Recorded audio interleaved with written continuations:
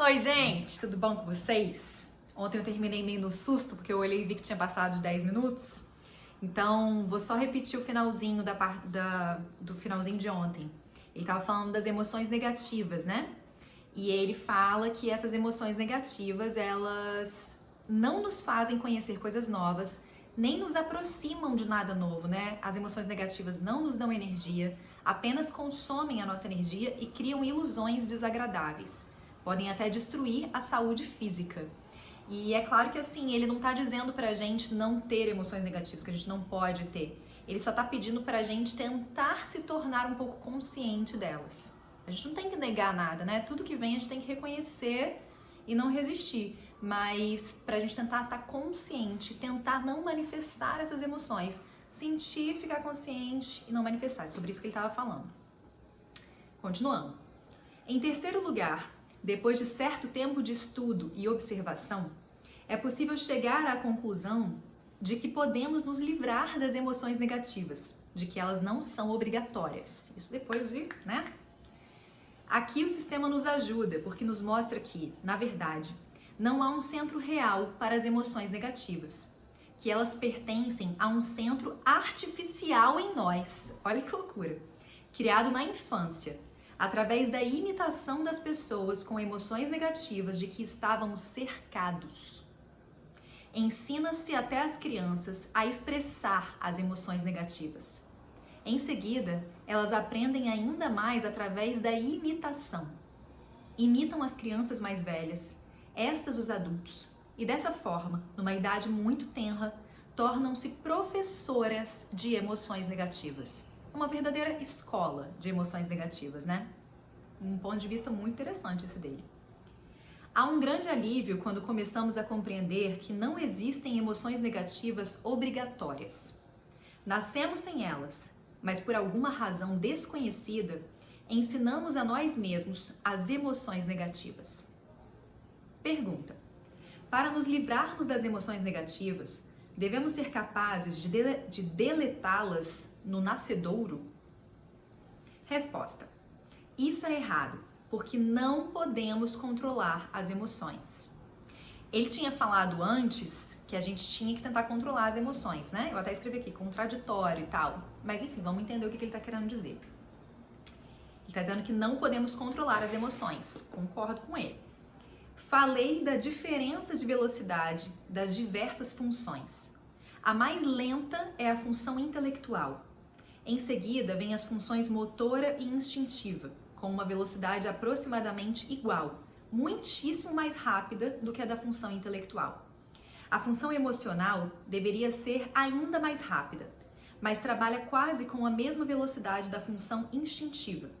Assim, as funções instintiva e emocional são muito mais rápidas do que o pensamento, e é impossível perceber as emoções com o pensamento.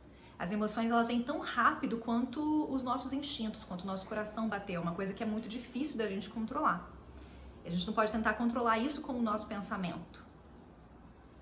Quando estamos num estado emocional, as emoções se sucedem tão rapidamente que não temos tempo de pensar, mas podemos ter uma ideia da diferença de velocidade, comparando as funções do pensamento com as motoras. Se, ao fazer um movimento rápido, tentarmos nos observar, veremos que não podemos. O pensamento não pode acompanhar o movimento. Ou temos que realizar o movimento bem devagar, ou não podemos observar. Isso é um fato incontestável. Pergunta: por movimentos, o senhor quer dizer movimentos físicos? Resposta: sim, coisas comuns, como dirigir um automóvel ou escrever. Não podemos observar nada desse tipo. Podemos nos lembrar, e mais tarde, isso cria a ilusão da observação. Na realidade, não podemos observar os movimentos rápidos. Assim, veem que, como somos agora, uma luta real com as emoções negativas é uma questão para o futuro. Não um futuro muito distante, mas há muitas coisas que precisamos saber primeiro e métodos que devemos estudar. Não há um caminho direto. Temos que aprender métodos indiretos de como atacá-las. Ele fala umas coisas que eu acho engraçada, né? Eu não acho que a gente tem que atacar nada. Enfim, isso ele falou em 1921. A gente está em 2020. Eu acho que já avançamos muito. Primeiro que tudo, temos que mudar muitas das nossas atitudes mentais, o que está mais ou menos em nosso poder. Eu até coloquei aqui do lado, né? Por ter velocidade menor, o pensamento é mais fácil de ser observado e modificado. Ele tem uma velocidade muito menor do que as emoções, por exemplo. Refiro-me a atitudes intelectuais ou pontos de vista. Temos muitíssimos pontos de vista errados sobre as emoções negativas. Julgamo-las necessárias, belas ou nobres. Glorificamo-las e assim por diante. Devemos nos livrar de tudo isso. De modo que temos que limpar a nossa mente em relação às emoções negativas. Quando a nossa mente estiver certa em relação às emoções negativas, quando deixarmos de glorificá-las, então, aos poucos, encontraremos um modo de lutar contra elas, cada uma em separado. Alguns acham mais fácil lutar contra uma determinada emoção negativa. Outros acham mais fácil lutar contra outra. Devemos começar com a que é mais fácil. E o que é mais fácil para mim pode ser mais difícil para outros. Assim, devemos encontrar a que é mais fácil para nós e mais tarde passar para as mais difíceis. Bem interessante isso. Porque não dá pra gente atacar as emoções, mas assim, de fato, com a nossa vontade, a gente pode se tornar consciente e lutar para não manifestar elas, né? Para não torná-las maiores ainda. Pergunta. Isso explicaria por que associo algumas das minhas próprias emoções negativas a pessoas de quem me recordo em minha infância? Resposta.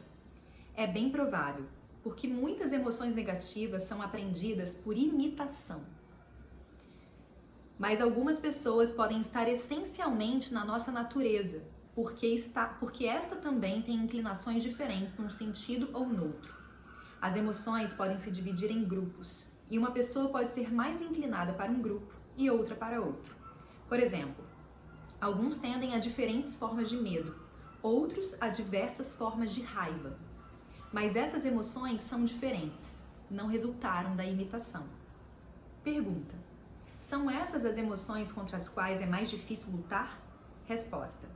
Sim, mas geralmente estão baseadas em algum tipo de fraqueza, porque na base das emoções negativas há, em geral, uma espécie de autoindulgência. Somos permissivos. E se não somos permissivos com os medos, somos com a raiva. E se não com a raiva, com a autocompaixão. Eu acho que ele está querendo dizer aqui vitimização, não compaixão, né? Autocompaixão é, enfim. As emoções negativas sempre se baseiam em algum tipo de permissividade.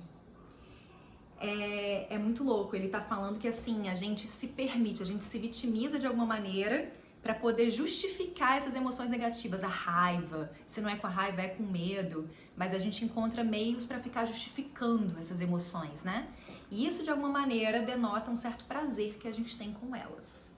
Eu vou falar disso já. Antes, porém, de entrarmos nessas questões complexas, como a da luta contra as emoções negativas, eu até coloquei aqui, lutar contra elas será ou será possível observar amorosamente? É muito legal a gente ir entendendo, né, tudo que ele fala, vendo o que nos serve, o que é muito massa que ele traz e o que a gente pode refletir também trazendo para hoje, né, com mais compreensão ainda do que na época que foi escrito esse livro. Antes de entrar nessa questão como a luta contra as emoções negativas, é muito importante observar as pequenas manifestações diárias da função motora e também as que podemos observar da função instintiva, isso é, as nossas sensações de agradável e desagradável, frio e calor, sensações como as que estão sempre nos invadindo.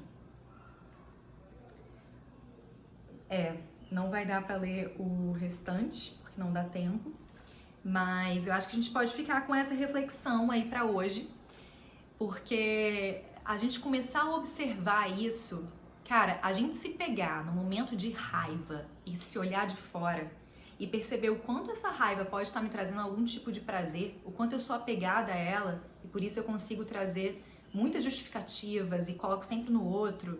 Isso tudo é uma expansão de consciência absurda, a gente faz uma rachadura na cabeça e é muito maravilhoso, assim. Vamos tentar ficar consciente disso. Até amanhã. Um beijo.